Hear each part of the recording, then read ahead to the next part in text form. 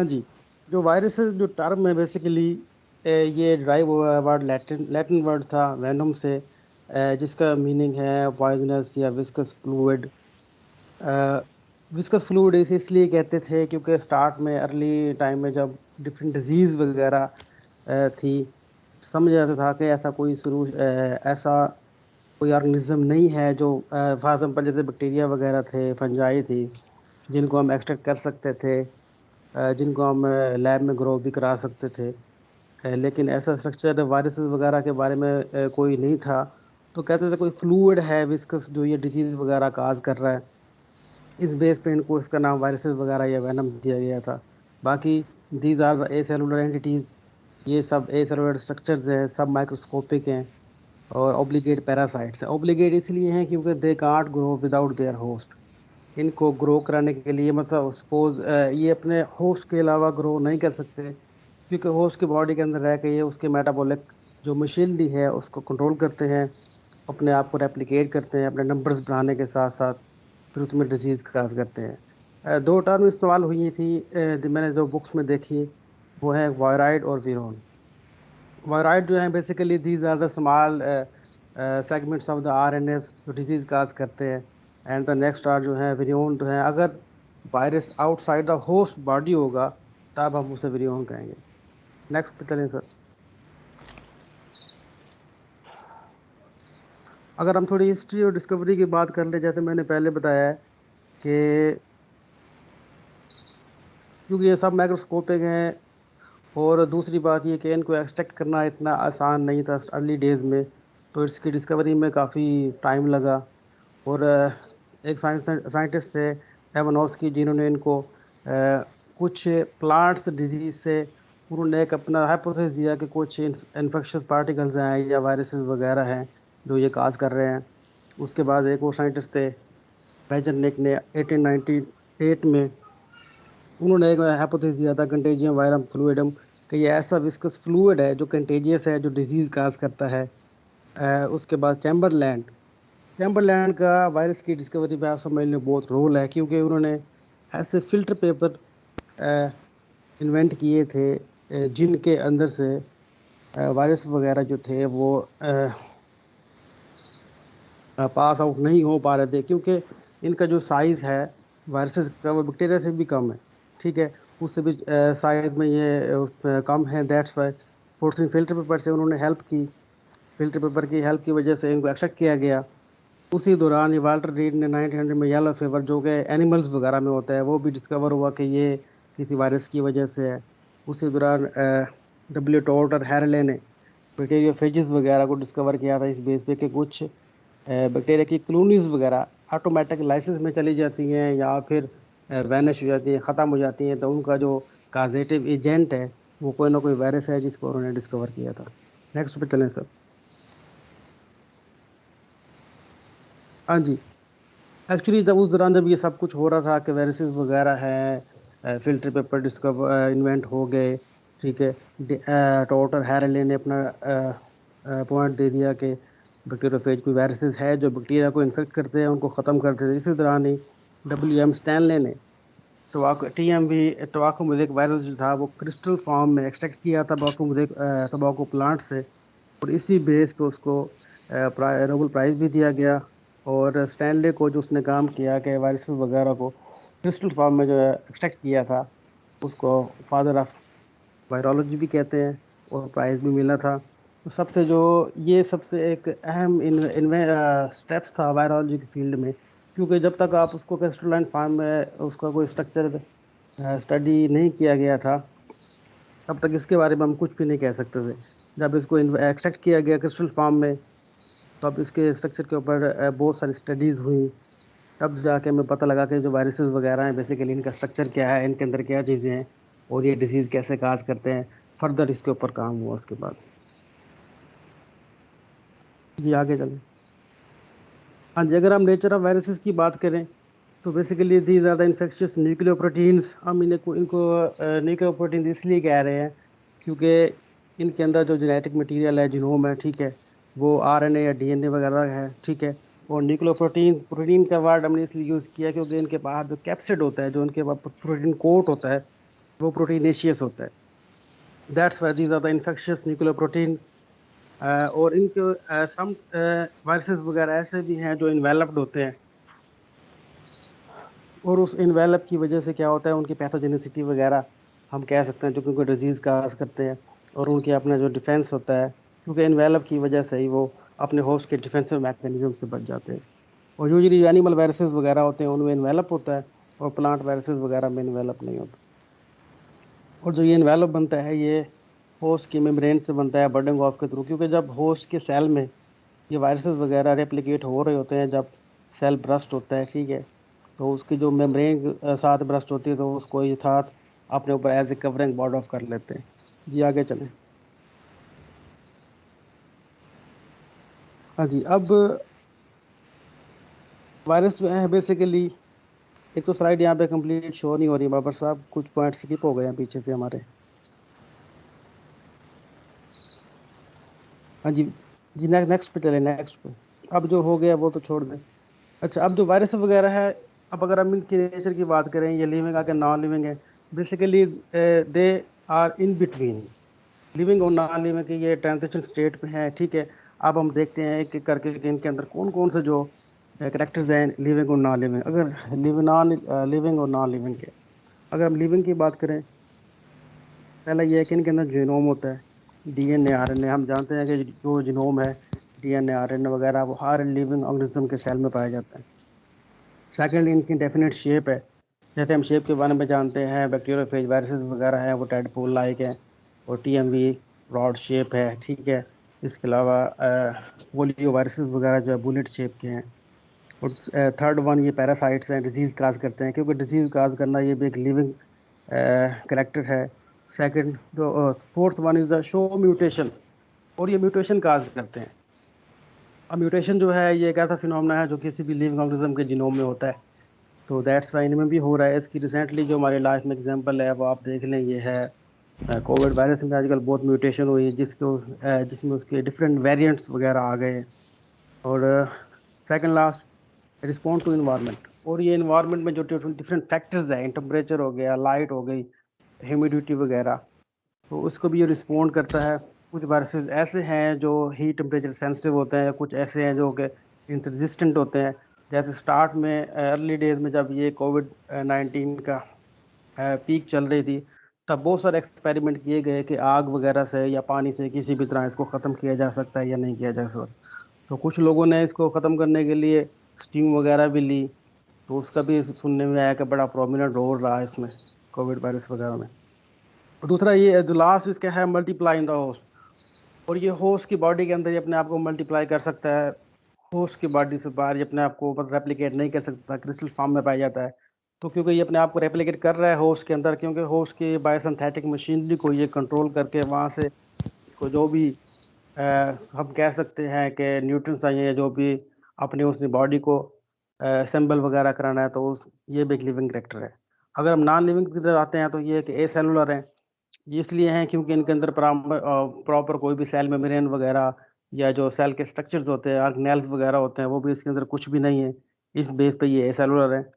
Third second one, the no metabolic activities, जैसे respiration वगैरह हो गई, जैसे दूसरे मेटाबॉलिक एक्टिविटीज़ हैं सेल्स के अंदर, पैक्सिंग वगैरह, प्रोटीन सिंथेसिस वगैरह, ऐसी कोई एक्टिविटीज़ इनके अंदर नहीं होती, तो इसलिए नॉन लिविंग है। थर्ड वन, क्रिस्टलाइन नेचर के हैं।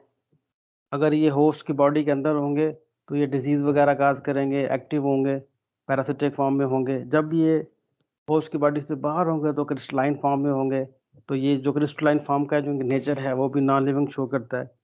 एंड फोर्थ वन, जो लास्ट वन है, कांट ग्रो इन विट्रो। मतलब आप लैब वगैरह में, ठीक है, किसी भी ग्रोथ मीडियम पर इनको ग्रो नहीं करा सकते, जब तक क्या है कि लिविंग सेल के अंदर ये मौजूद ना हो। जी सर, आगे चले। हाँ जी, अगर हम इसके डायमेंशंस की बात करें, वायरसेस वगैरह की साइज की, तो जो इनका साइज है वो 200 माइक्रोमीटर से लेस देन होता है। और इस वजह से ये बैक्टीरिया वगैरह से भी बहुत छोटे हैं, और बैक्टीरिया वगैरह को इन्फेक्ट कर सकते हैं। ऐसा है कि लास्टली ये है कि जो डिफरेंट हमारे पास फिल्टर पेपर अवेलेबल है पोर्सलिन के अलावा, उन सब से ये गुजर जाते हैं। तो हम किसी भी डिजीज के एक्सट्रैक्ट को अगर पोर्सिन फिल्टर पेपर के अलावा करेंगे, फिल्टर करेंगे, तो उनसे ईजिली ये जा सकते हैं। और जो स्मॉलेस्ट वायरस है वो I think small pox virus है। लार्जेस्ट का मुझे आइडिया नहीं है, ये बाबर साहब अगर बता दें तो कोई। जी बाबर साहब सुन रहे हैं आप? जी सर सुन रहे हैं आप, चलें एंड में इसको डिस्कस कर लेते हैं। अच्छा जी, अगर हम शेप की बात करें, इसकी शेप वेरिएबल्स है, मुख्तलिफ शेप में पाया जाता है। वेरिएबल इसलिए हैं क्योंकि इनके अंदर वैरायटी बहुत है। फॉर एग्जाम्पल स्फेरिकल की बात करें तो ये पॉक्स वायरसेस वगैरह है। राउंड शेप की बात करें तो हमारे पास टीएमवी, टोबैको मोज़ेक वायरस है। डेडपोल की बात करें तो हमारे पास ये बैक्टीरियोफेज वायरसेस वगैरह हैं जो कि इस तरह का स्ट्रक्चर रखते हैं। हाँ जी आगे चलें सर।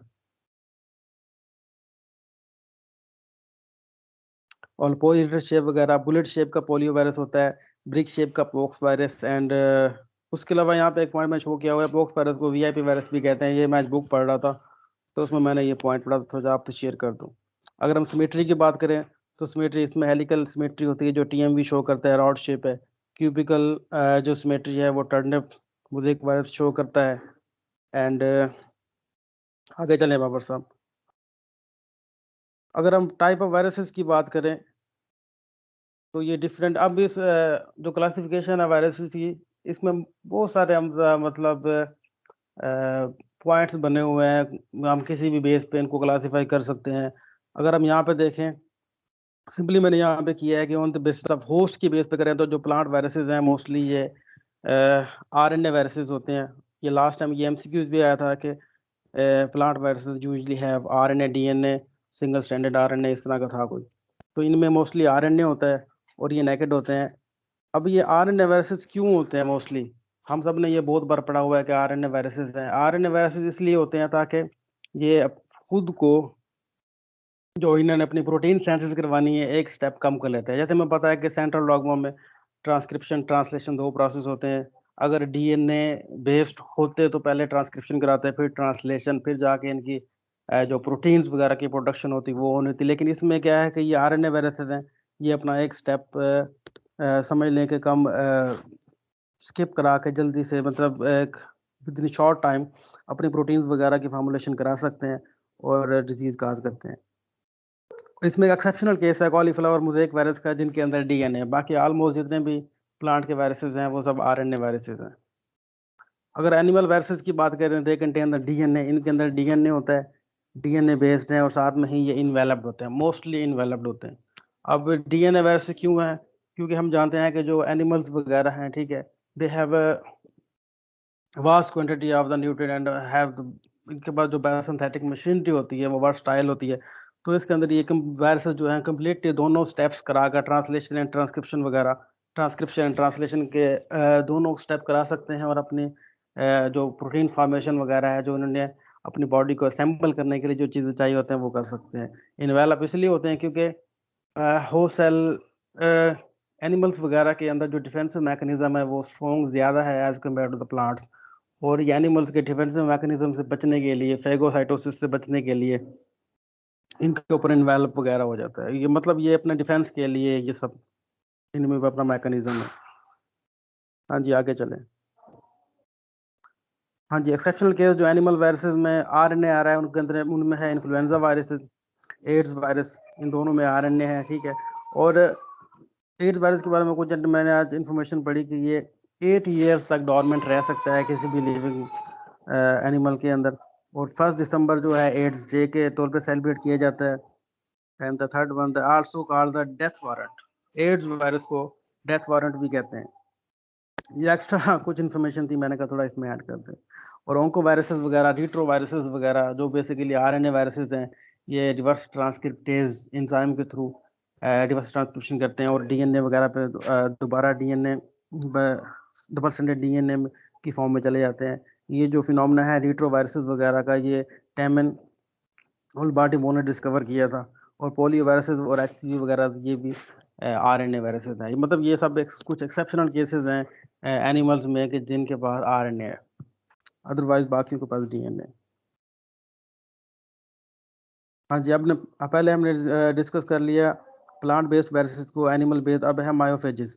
मायोफेजेस वो वाले वायरसेस वगैरह हैं जो हम जानते हैं कि फंजाई फंगस वगैरह पे अटैक करते हैं, जिसमें बेनिसिलियम मशरूम वगैरह, इन पे अटैक करने के बाद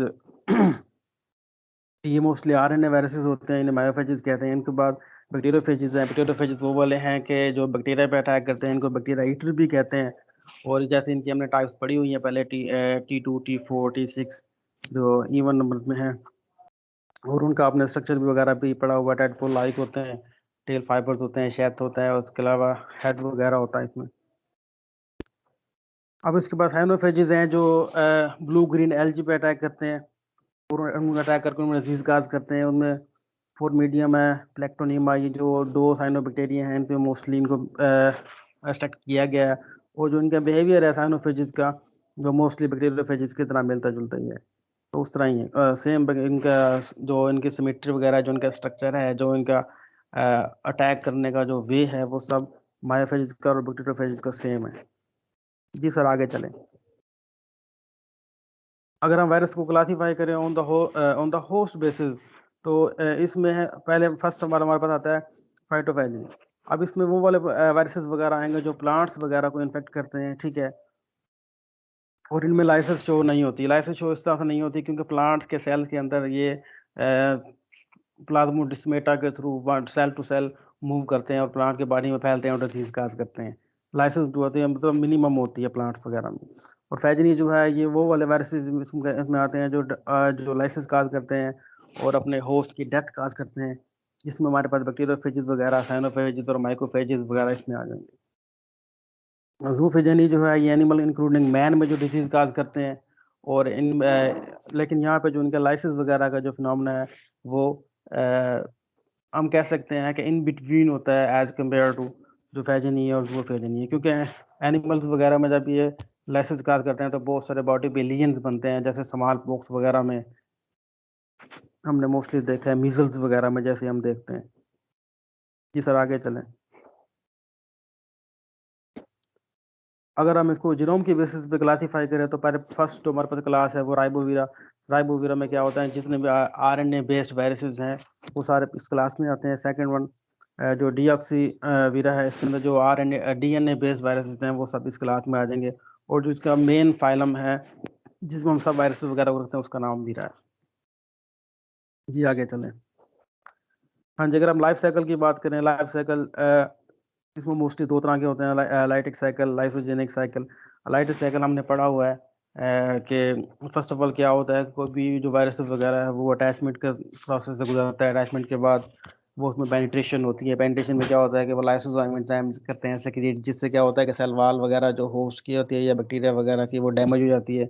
उसके बाद ये अपना जिनोम उसके अंदर इंजेक्ट करते हैं, जिससे वो जिनोम जो होता है होस्ट सेल के जेनेटिक मटेरियल का पार्ट बन जाता है। फिर उसके बाद सिंथेटिक मशीनरी कंट्रोल करने के बाद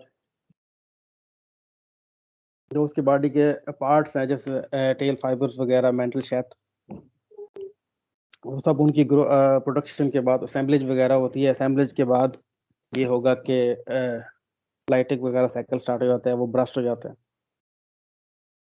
अब लाइसोजेनिक साइकिल उससे थोड़ा सा डिफरेंट है। इसमें क्या कि पीसफुली जो वायरसेस वगैरह होते हैं होस्ट सेल में रहते हैं, उनके साथ कॉपरेट कर लेते हैं। मतलब अपना जो उनका जेनेटिक मटेरियल होता है वो होस्ट सेल के जेनेटिक मटेरियल से कॉपरेट करके अपने कॉपीज वगैरह जेनेटिक मटेरियल की बनवा लेते हैं। फिर इसमें अगर इस हालत में प्रोफेज भी होता है, इंडक्शन। अगर दोबारा से लाइसोजेनिक से लाइटिक साइकिल स्टार्ट हो जाए तो उसे इंडक्शन कहते हैं, जैसे आप सबको पता है, पढ़ा हुआ सबने। ये आगे चले। इसमें ये एक डायग्राम शो की हुई है जो लाइटिक साइकिल की है। हाँ, जिसमें देखिए कि फर्स्ट ऑफ ऑल क्या है कि होस्ट सेल के ऊपर जो बैक्टीरियोफेज वायरस है, ठीक है, बैक्टीरिया पे वो आके अटैचमेंट हो रहा है। अटैच किससे हो रहा है, अपने जो उसके टेल फाइबर्स हैं, उसके बाद टेल फाइबर के साथ वो उसमें फिर अपना इंजेक्ट करता है अपना डीएनए।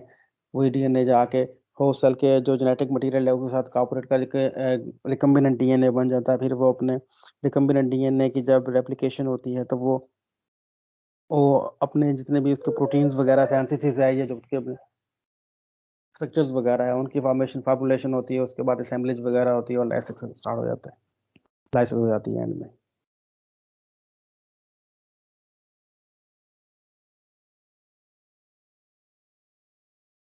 हाँ जी, जो लाइसोजेनिक साइकिल है, इसमें ये है कि जो जेनेटिक मटेरियल है जो इंजेक्ट करता है बैक्टीरिया वायरस, तो वो बैक्टीरिया के वायरस जेनेटिक मटेरियल के साथ पीसफुली कॉपरेट होकर उसकी कॉपीज वगैरह बनती रहती हैं, फिर किसी भी टाइम जाके दोबारा से लाइटिक साइकिल स्टार्ट हो जाता है। और हाँ, जब ये जो वायरस वगैरह बैक्टीरियोफेज वायरस जो है, जब ये अपना डीएनए इंजेक्ट कर लेता है, तो इसका बाकी टेल वगैरह और हेड वगैरह जो सेल से बाहर होते हैं उनको घूस भी कहते हैं। ये आगे चले। अब कॉमन प्लांट वायरल डिजीज हैं, tobacco mosaic virus, leaf curl papaya, potato leaf roll, tomato leaf curl and many more. बहुत सारी डिजीज हैं, लेकिन यहाँ पे हमने दो चार का जिक्र किया। अगर हम टोबैको मोज़ेक वायरस की डिजीज की बात करें, इसमें क्या है कि जो टोबैको प्लांट के लीव्स होते हैं वो मोज़ेक पैटर्न और लीफ मोल्टिंग वगैरह शो करते हैं। लीफ के मार्जिन वगैरह बेंट हो जाते हैं, साथ में इनके ऊपर स्पोर्टिंग भी होती है। तो ये टोबैको टीएमवी की बात होगी। अब लीफ कल पपाया, पपाया में भी सेम मैकेनिज्म है कि लीफ कर लीफ बन जाते हैं, उनमें बेंट वगैरह स्टार्ट हो जाते हैं। पोटैटो लीफ में भी रोलिंग स्टार्ट हो जाती है, क्योंकि रोलिंग से ये होता है कि मोस्टली आपने देखा होगा ये प्लांट वायरसेस वगैरह जितने भी हैं ये लीफ पे अटैक करते हैं। लीफ पे अटैक इसलिए करते हैं कि हम जानते हैं कि leaf of the photosynthetic factories हैं, वहाँ पे फोटोसिंथेसिस हो रही होती है। साथ में ये होता है कि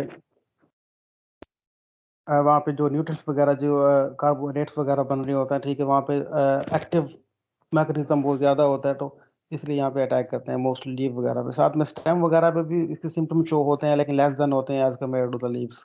जी सर, आगे चलें।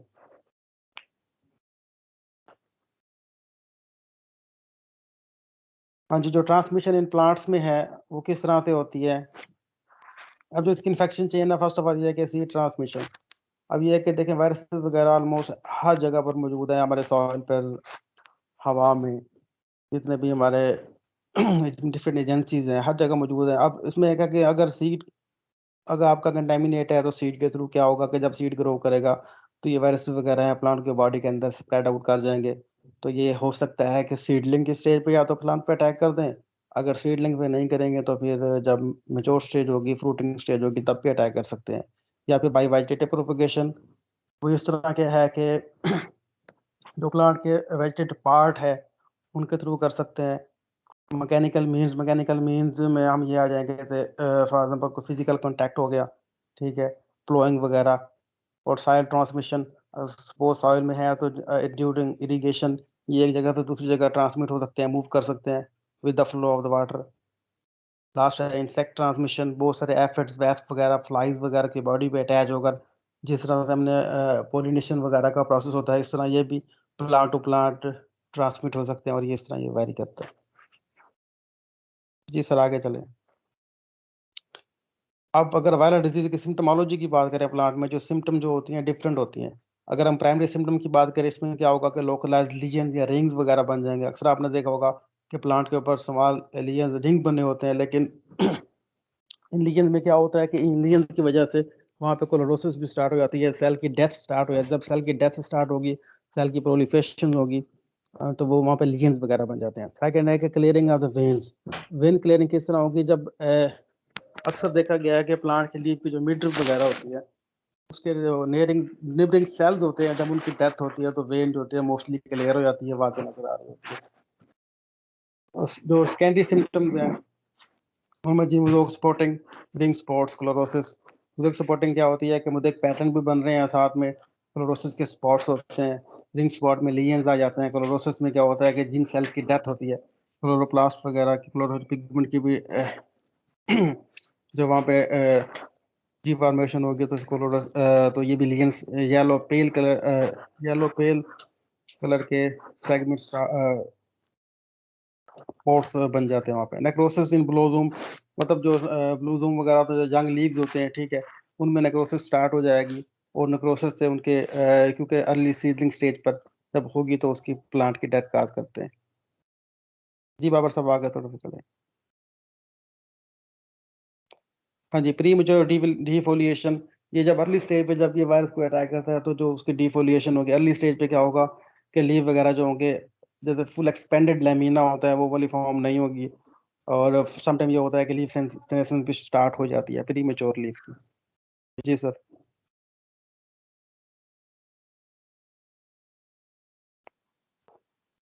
अब हम बात करते हैं TMV की। तो ये अब TMV जो है रॉड शेप, बेसिकली हमें पता है कि रॉड शेप वायरस है, हेलिकल सिमेट्री शो करता है। अब इसके जो साइज है, अक्सर ऐसा है PPSC के MCQs में आता है कि RNA वायरस का जो साइज है TMV का, वो क्या है, इसमें 6.3 से 6.5 किलो बेस पेयर्स हैं।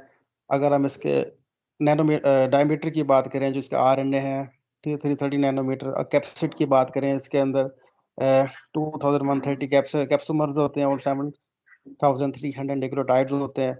और इसके अंदर एक मेन जो है डिस्टिंग्विशिंग फीचर है TMV में, 30 kDa मूवमेंट प्रोटीन। ये जो प्रोटीन बेसिकली बनाता है वायरस, इस प्रोटीन से क्या होता है कि ये जो डिफरेंट सेल्स के दरमियान जो कॉन्टैक्ट वगैरह के लिए प्लाज्मोडेस्माटा होता है, ये उन प्लाज्मोडेस्माटा के साइज को ये जो प्रोटीन है इन्हांस कर देती हैं, इलार्ज कर देती हैं, जिसकी वजह से ये cell to cell easily move कर सकता है। जी सर, आगे चलें। तो देखिए इस लीफ में शो किया गया है मोल्टिंग वगैरह, मोज़ेक का पैटर्न। देखिए हम लीफ के जो आप कॉर्नर्स हैं, जो एजेस वगैरह है, वो किस तरह मोल्ट हुए हुए हैं, साथ साथ साथ ही इसमें वो पैटर्न भी शो हो रहे हैं। ये टोबैको प्लांट की पिक्चर है ये।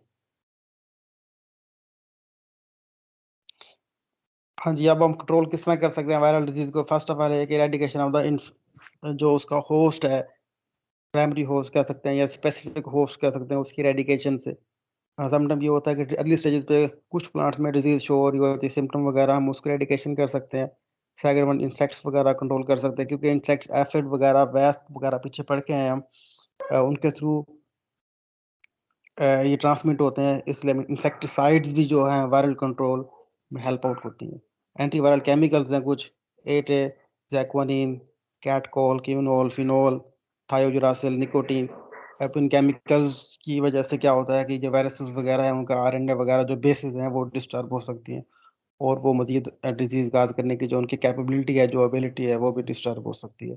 जिससे क्या होगा कि इनकी जो चेन ऑफ इन्फेक्शन होती है वो डिस्टर्ब होती है। और दूसरा ये कि ग्रो रेजिस्टेंट वैरायटी के जो रेजिस्टेंट वैरायटीज हैं, आपको वो ग्रो करनी चाहिए। Third desiccation. डेसिकेशन क्या है कि जब इन वायरसेस वगैरह को ड्राई इन्वायरमेंट, क्योंकि मैं पहले बताया है कि वायरसेस वगैरह पे इन्वायरमेंटल फैक्टर्स जो है उनका इफेक्ट होता है। तो डेसिकेशन से भी काफ़ी फैक्टर जो है वायरसेस वगैरह जो डिस्टर्ब होते हैं, और इस तरह आपके जो चेन ऑफ इन्फेक्शन है वायरस की, वो डिस्टर्ब होकर इनको ख़त्म कर सकती है। जी आगे चले। हाँ जी, ये लास्ट टाइम कोविड-19 के बारे में MCQs पिछले गालपन 2-3 साल से हर पेपर में 1-2 आ रहे हैं, किस बेस के होते हैं, तो वो भी थोड़े मैंने ऐड कर दिए हैं। अब जो कोविड-19 है, ये सिंगल स्ट्रैंडेड RNA बेस्ड है, इन्वेलप्ड है, स्पाइक्ड है, और इसकी जो स्पाइक्स हैं ये बेसिकली ग्लाइकोप्रोटीन से मिलके बनी हुई हैं। अगर हम इसके न्यूक्लियोटाइड्स की बात करें, इसके अंदर न्यूक्लियोटाइड 29,811 इसमें न्यूक्लियोटाइड्स हैं, जो इसका साइज़ है 26.4 टू 31.7 kb है। और जो रिसेप्टर साइट्स होते हैं हमारी बॉडी में, वो ACE2 के हैं। ACE2 रिसेप्टर साइट का नाम है। और जो इसकी फैमिली है, कोरोनाविरिडी इसकी फैमिली का नाम है, जो इसकी सब फैमिली है। और सब कोरोनाविरिनी इसकी सब फैमिली है। इस तरह के MCQ मोस्टली 2-3 बार पहले भी आए हैं, तो इसलिए यहाँ पे शेयर कर दिए। जी सर, आगे चले। और क्योंकि पहले मैंने भी बताया था कि जो लिविंग टेट्रा वायरसेस का, उसमें ये म्यूटेशन भी इनमें हो सकती है, बिल्कुल हो रही है। और इस म्यूटेशन का जो अहम कॉमन एग्जांपल है, हम देखें वायरस कोविड में देख रहे हैं। अब देखें इसमें within 2 to 3 year 5 variant आ गए हैं, alpha, beta, gamma, delta and omicron. Omicron जो रिसेंटली डिस्कवर हुआ है। तो ये जो म्यूटेशन है, म्यूटेशन की वजह से इनकी जो डिजीज स्प्रेडिंग कैपेबिलिटी है, वो भी इन्हांस होती है। जी आगे चलें।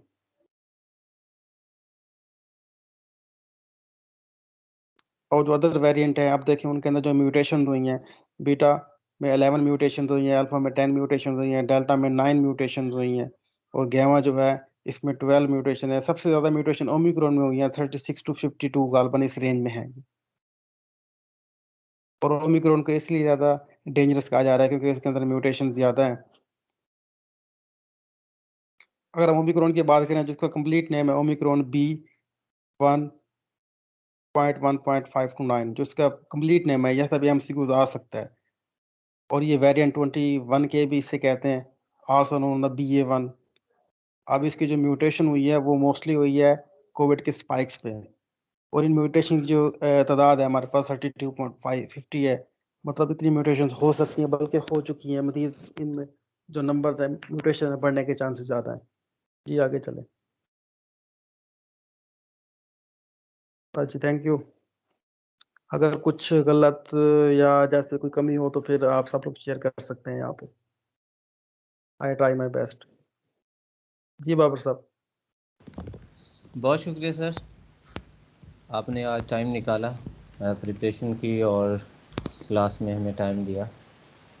बस आप थोड़ी सी एफर्ट की है, अल्लाह ताला इसे कबूल करे।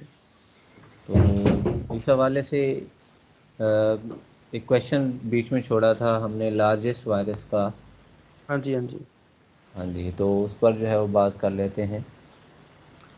तो सबसे पहले मैं आफाक साहब से कहूँगा कि वो शेयर करें। जैगम साहब अभी आए थे, ठीक है, उनका कोई आज इशू आ रहा है, वो इस वक्त मौजूद नहीं है, मैं उनसे कांटेक्ट करता हूँ, होपफुली वो हमें ज्वाइन कर लेंगे। तो आफाक साहब अगर सुन रहे हैं तो वो लार्जेस्ट वायरस के ऊपर जो है वो काइंडली कमेंट कर दें, क्योंकि इसके ऊपर भी थोड़ी। जी जी सर। जी सर, मैं देख नहीं सका लार्जेस्ट वायरस जो है उसको मुझे देखना पड़ना है। इसमें मैं एक और चीज़ उसको साथ सर्च कर लेता हूँ, फिर आपसे शेयर कर। इसमें सर ना पोर्सलीन की बात कर रहे थे चार्ल्स के ना, उसने पोर्सलीन फिल्टर पेपर जो है उसको टू आइडेंटिफाई द वायरसेस जो है। तो पोर्सिलेन फिल्टर पेपर का ना करेक्टर ये है कि उसमें से जो बैक्टीरिया है वो पास नहीं हो सकते, लेकिन वायरसेस का साइज इतना छोटा होता है कि वो पोर्सिलेन फिल्टर जो है उसमें से पास हो सकते हैं। तो जो चार्ल्स चैम्बरलैंड था उसने फिर इनको कहा था कि वायरसेस आर फिल्टरेबल एजेंट्स, कि वो इतने स्मॉलेस्ट है कि वो उस पोर्सिलेन फिल्टर पेपर में से भी गुजर सकते हैं। बिल्कुल सर, सही कह रहे हैं। उस वक्त ये मेरे जहन में आया था, तो मैंने इंटरप्ट करना उस वक्त मुनासिब नहीं जी समझा, मैंने जी कहा जी जो है जी जी मैं एंड। भी उससे बिल्कुल, हाँ जी। तो बैक्टीरिया जो है वो उसमें से पास नहीं हो पाते, वायरसेस पास हो जाते हैं, तो असल जो पर्पस होता है बैक्टीरिया और वायरसेस को अलग करना, वो अलग हो जाते हैं। तो उसके बाद उसने जो किया था ये फिल्ट्रेट जो था, पोर्सिलिन फिल्टर था, वो भी डिजीज़ काजिंग था। तो ये इस पर वो जी हैरान सर। हुआ था कि बैक्टीरिया जिसको उस वक्त जाना जाता था कि ये डिजीज़ काजिंग एजेंट है, उनको हमने फ़िल्टर कर लिया है, लेकिन फिर भी जो है वो डिजीज़ काज हो रही है। तो ये फिर कोई और जो है वो चीज़ होगी। तो फिर बाद में जो है वो उसकी डिस्कवरी हमने वो डिस्कस कर ली है। तो लार्जेस्ट वायरस के ऊपर अगर हम बात करें तो इसमें जो एक्सक्यूज मी है। सर। जी सर लार्जेस्ट वायरस के बारे में एफएससी पार्ट फर्स्ट में दिया हुआ है। पॉक्स वायरस जो है वो लार्जेस्ट वायरस है, जो स्मॉलेस्ट बैक्टीरिया के साइज के इक्वल होता है उसका साइज। जी बिल्कुल, आप ठीक एफएससी के मुताबिक बिल्कुल सही कह रहे हैं। तो अब यहाँ पर जो है एक इशू रिसेंटली जो पीपीएससी के पेपर है वहाँ से इशू पैदा हुआ है, वो ये कि अब जो है ना वो पीपीएससी ने क्वेश्चन जो है, लास्ट टाइम भी हम बात कर चुके हैं कि मुख्तलिफ वेबसाइट से उठाना शुरू कर दिए हैं, जो कि होना नहीं चाहिए। क्योंकि एक लिटरेचर जो हमें पढ़ाया जा रहा है या जो हमारे पास बुक्स चल रही हैं उनमें, और जो वेबसाइट पर है उसमें जो है वो कुछ जगहों पर जो है वो डिफरेंस है, वैल्यूज़ का डिफरेंस है। अच्छा, इस तरह लार्जेस्ट स्मॉलेस्ट जो है, चूँकि साइंस जो है वो एक डेवलपिंग नॉलेज है, कभी जो है वो स्टैटिक नहीं रहता। हाँ, अलबत्ता हमारी जो एफएससी की बुक्स की अगर हम बात करें तो मैं आपको बताता चलूँ 2002 के बाद जो है ये रिवाइज नहीं हुई। 2002 तक जो कुछ था उन्होंने वो वाला दिया हुआ है। तो इस हवाले से जो है इसकी प्लांट फिजियोलॉजी के टॉपिक में भी हम बात करेंगे, डिफरेंस है कुछ। तो बहरहाल वायरसेस जो हैं और भी डिस्कवर हो चुके हैं जो कि लार्जेस्ट हैं। तो मैं यहाँ पर जो कमेंट करना चाह रहा था उसमें एक है जी, मेगा वायरस जो है वो, अगर हम साइज़ की बात करें तो साइज़ के हिसाब से mega virus, sorry mega size का कह रहा हूँ, जीनोम के हिसाब से जीनोम वाइज जो है वो मेगा वायरस का जीनोम सबसे ज़्यादा है। और दूसरा साइज़ की अगर हम बात करें तो साइज़ जो है वो मेमा वायरस का जो है वो सबसे ज़्यादा है जो रिपोर्टेड हैं। अब यहाँ पर बात वही मसला आता है कि अब कमीशन वाले ये क्वेश्चन कहाँ से उठाते हैं। अब चूँकि मोस्टली जो है वो ये रिकमेंड करते हैं कि आपकी बुक्स में जो है आप उसकी तरफ जाएं। तो इस हवाले से और कोई कमेंट करना चाहे तो। सर आई थिंक फिलहाल तो वही है कि ना कि बुक को फॉलो करना पड़ता जी है, क्योंकि बुक हाँ को जी, ही वो हाँ करते हैं। तो बिल्कुल। अभी तक जो बुक्स में पढ़ा है वो तो पॉक्स वायरस जो है वो लार्जेस्ट साइज का है, और जी इसी तरह से जो है आई थिंक इसी को ही फॉलो करना चाहिए, बाकी देखें जो सूटेबल लगता है जिसको। हाँ बिल्कुल, मैं भी यही कहूँगा। बस बहरहाल इस दफ़ा लास्ट टाइम जो पेपर हुए हैं ना बायो का, खास तौर पर लेक्चर बायो का, उसमें जो है वो कुछ लॉस हुआ है कैंडिडेट्स का। ठीक है, हमारा भी हुआ। उसकी रीज़न ये थी कि कुछ क्वेश्चन जो है उन्होंने वेबसाइट से उठाए हुए थे, तो बुक्स में आंसर और थे, उन्होंने की जो है वो वहाँ से बनाई। चलें, और कोई क्वेश्चन है इस हवाले से तो काइंडली आप पूछ सकते हैं।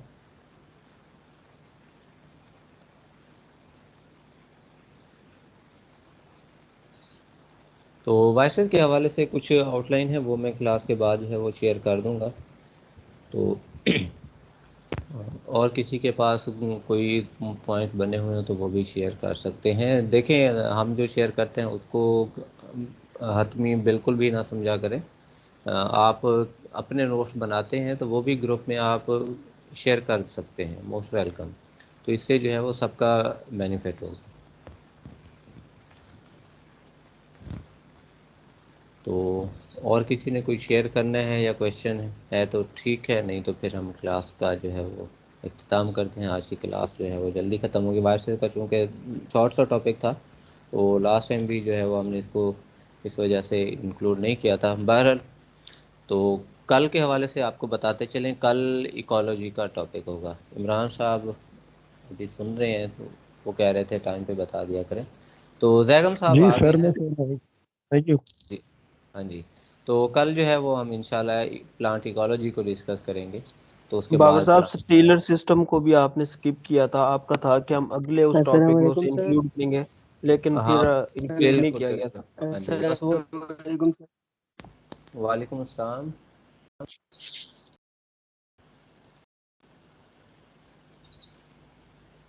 वालेकुम अस्सलाम। अस्सलाम वालेकुम सर। वालेकुम अस्सलाम जी। सर इस वायरसेस के बारे में एक क्वेश्चन था। Molecular basis of plant virus transmission, तो ये किस मॉलिक्यूलर ट्रांसमिशन होगा? आप क्या कहना चाह रहे हैं? आपकी आवाज़ जो है वो मुझे सही से सुनाई नहीं दे रही है, आपकी आवाज़ में डिस्टॉर्शन था। काइंडली रिपीट करें क्वेश्चन। अच्छा सर, वो बीएस में एक टॉपिक था molecular basis of plant virus transmission. तो ये मॉलिक्यूलर बेसिस पर किस तरह ट्रांसमिशन करते हैं वायरसेस? अभी आज की स्लाइड में डिस्कस हुआ है, तो इशफाक साहब अगर सुन रहे हैं तो काइंडली उस पर कमेंट करें।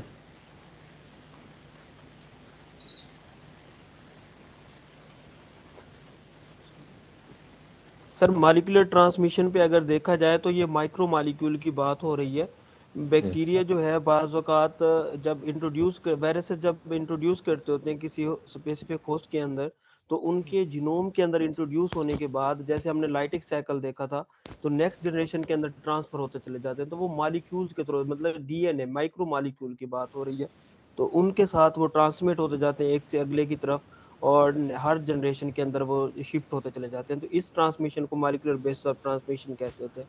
I think so. अगर कोई और ऐड करना चाहता है तो मोस्ट वेलकम। जी ठीक हो गया। और कोई अगर ऐड करना चाहता है तो मोस्ट वेलकम।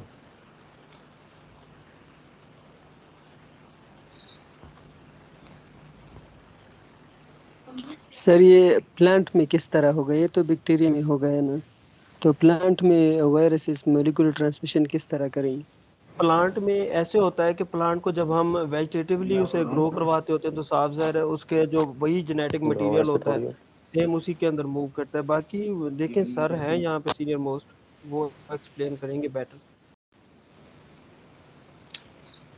जैगम साहब सुन रहे हैं हमें? आज खामोश हैं जैगम साहब।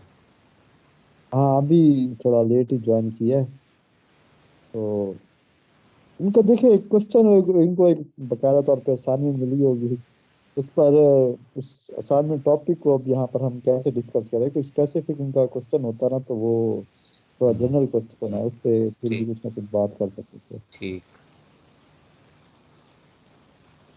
बाबर साहब इसमें मैं कुछ कहना चाहूँगा ना, ये जो उन्होंने क्वेश्चन पूछा अदीब साहब, जी जी ज़रूर सर।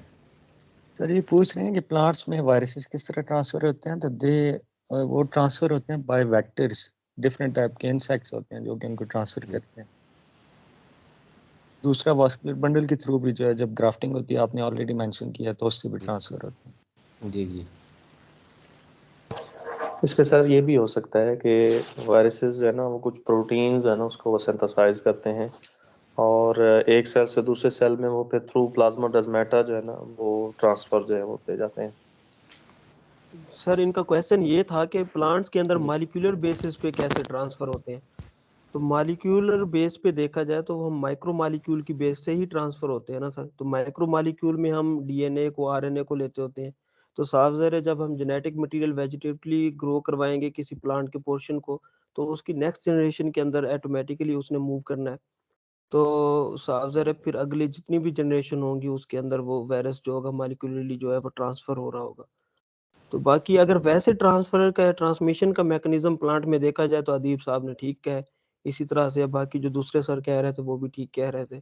तो बात हो रही थी मॉलिक्यूलर बेसिस पे कैसे ट्रांसफर होता है एक प्लांट से दूसरे प्लांट में।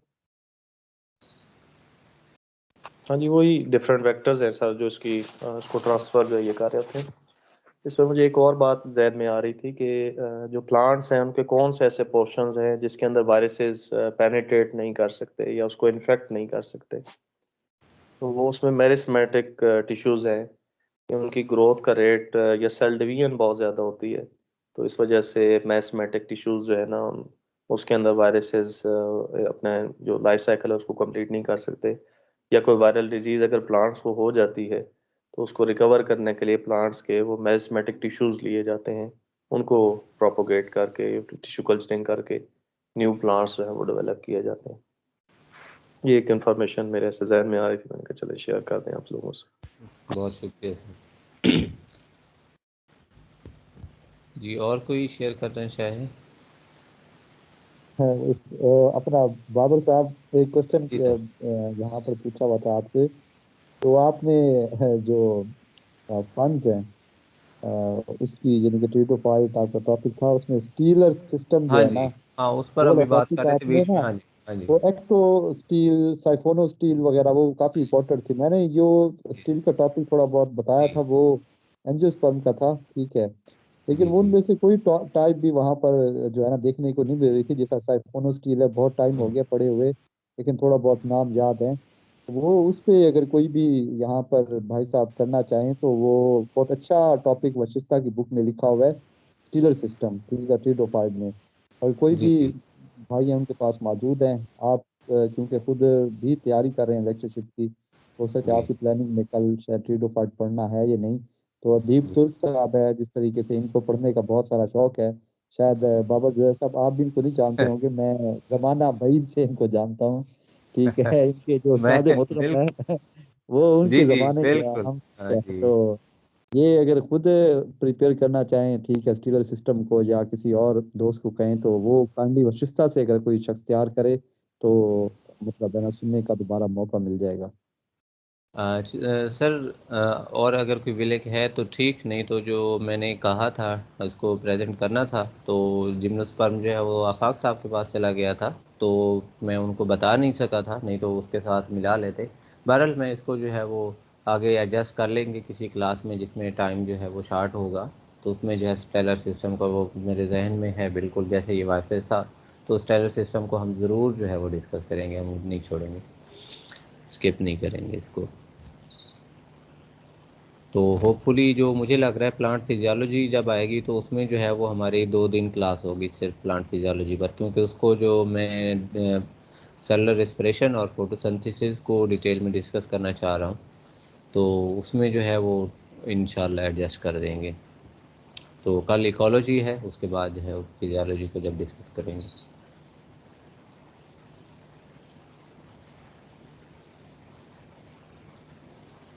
ये काइंडली अपना कैमरा जो है वो ऑफ कर दें, उज़ैर।